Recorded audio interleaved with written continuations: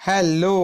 Motion in a plane या आपल्या तिसऱ्या चॅप्टरचं आजचं हे चौथं सेशन आणि आजच्या सेशनमध्ये आपण अभ्यास करणार आहोत ॲक्सेलरेशनचा.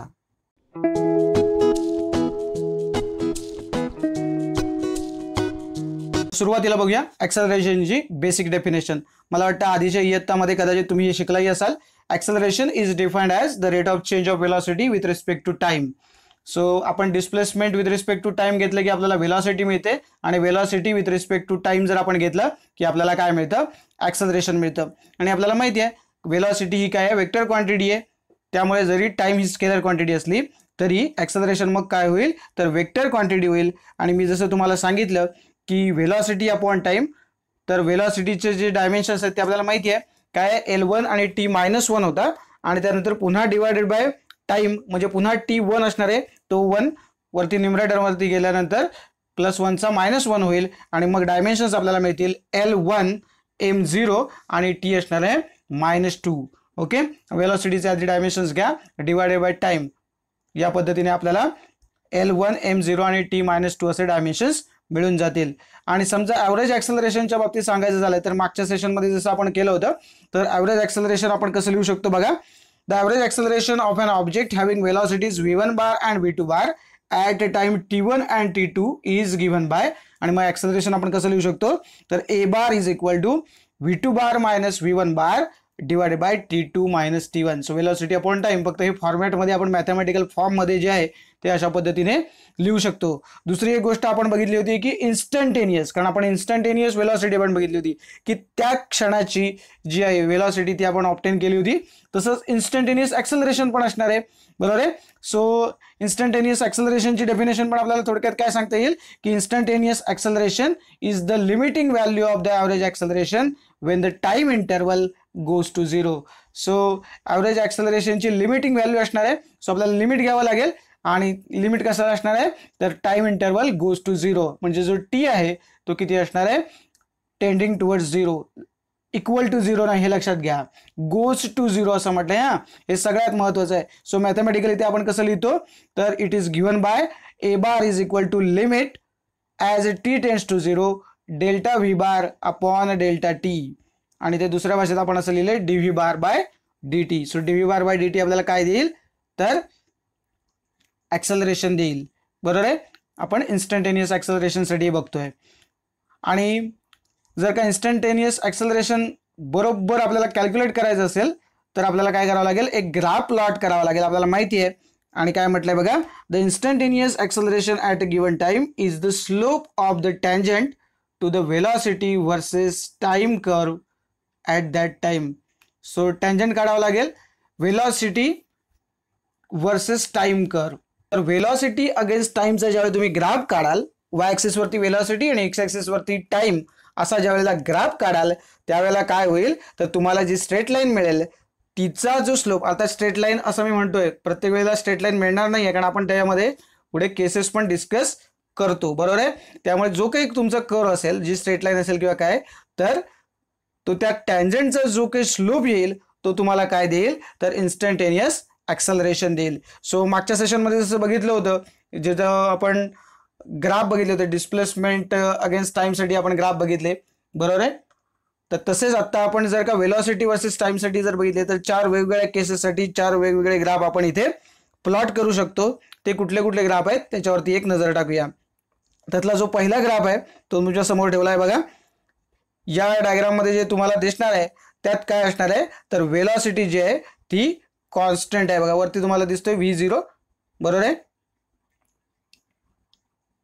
बघा इथे काय म्हटलंय, figure represents the motion of an object with 0 acceleration that is in essence constant velocity. Okay, आणि त्यामुळे तुम्हाला असं दिसेल टाइम दिसतोय तुम्हाला T1 T2 या पद्धतीने, आणि एक कलर चेंज झालेला दिसतोय, ब्लूइश कलर आपल्याला दिसतोय, बरोबर आहे.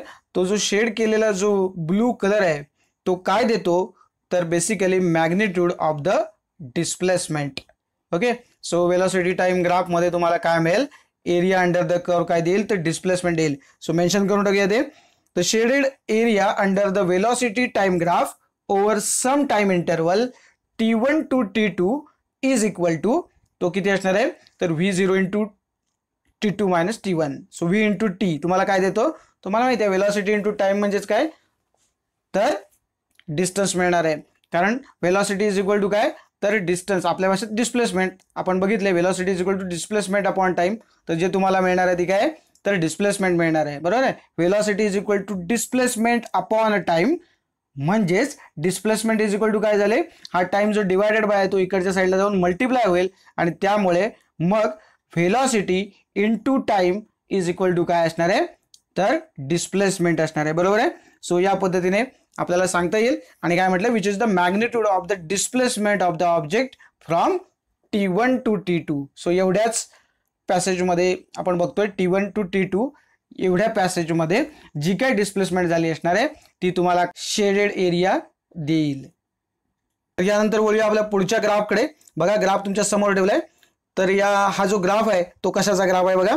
The figure shows the velocity time graph for an object moving with constant positive acceleration. बघा पॉझिटिव्ह ऍक्सेलरेशन साठी आहे.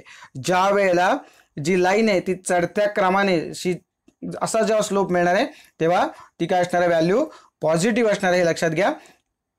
With a constant positive acceleration.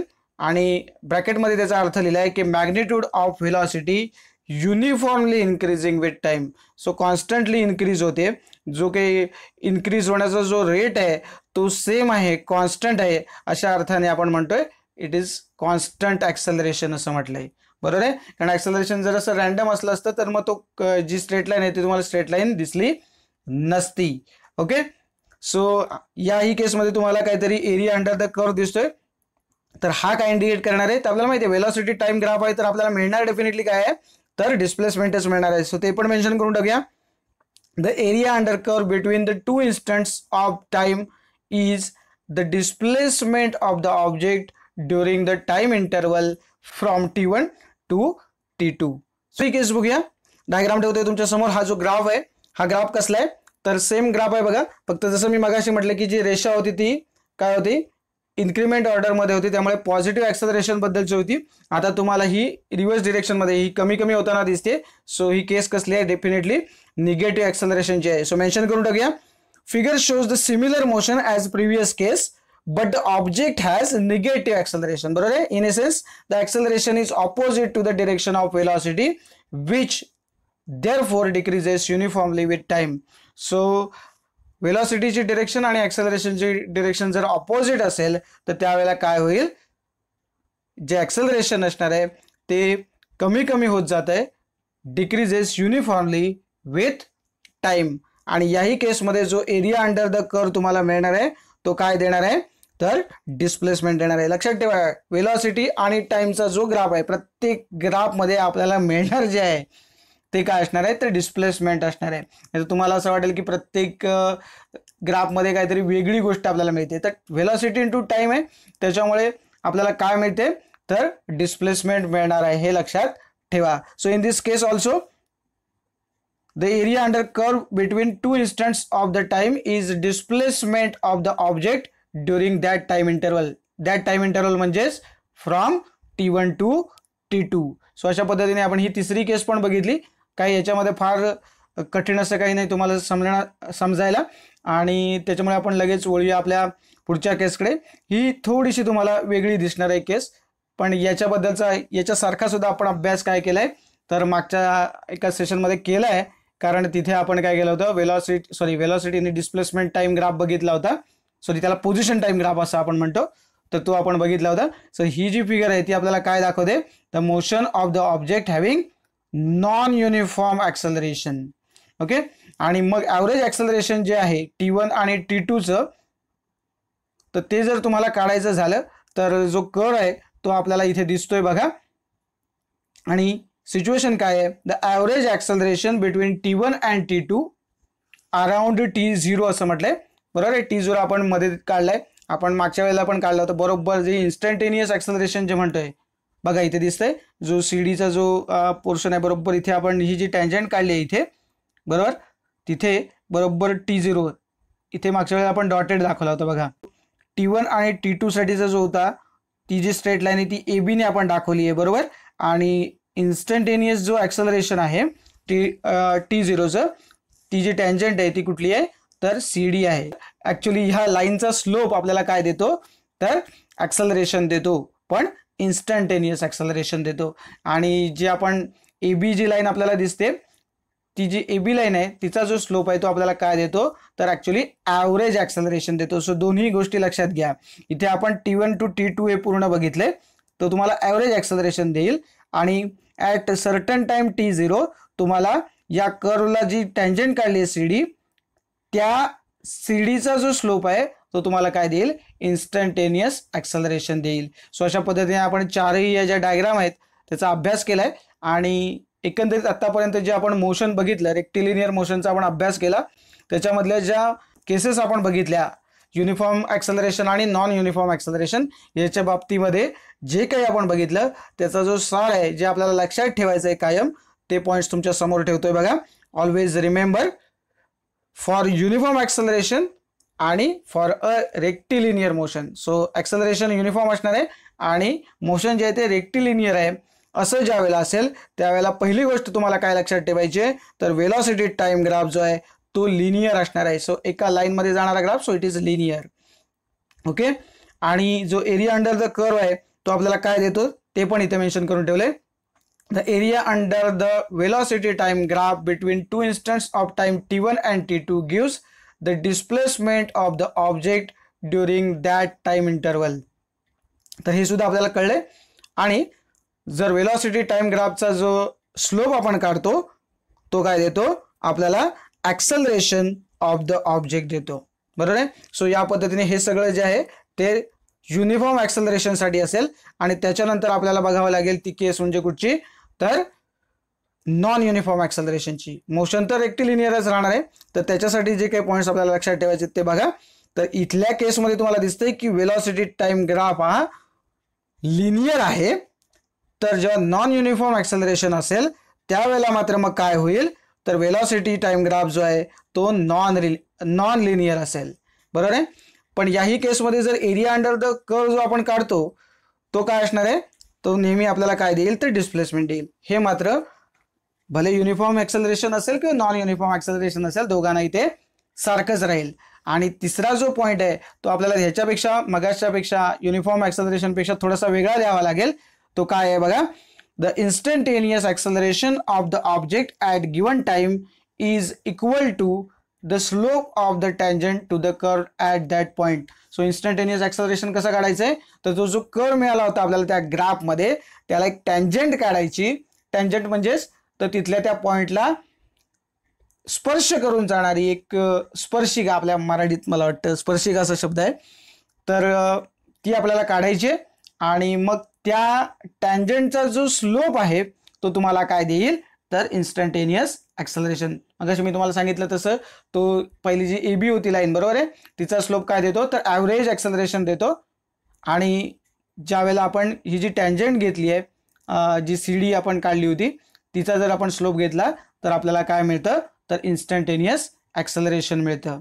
आणखी या सगळ्या एक महत्त्वाची गोष्ट सांगायची आहे ती लक्षात ठेवा. 5 स्टार लिहून ठेवलेत बघा इथे, 5 स्टार केलेत मी. While using the concept of the area under the curve the origin of the velocity axis, बघा origin of the velocity axis for VT graph must be 0.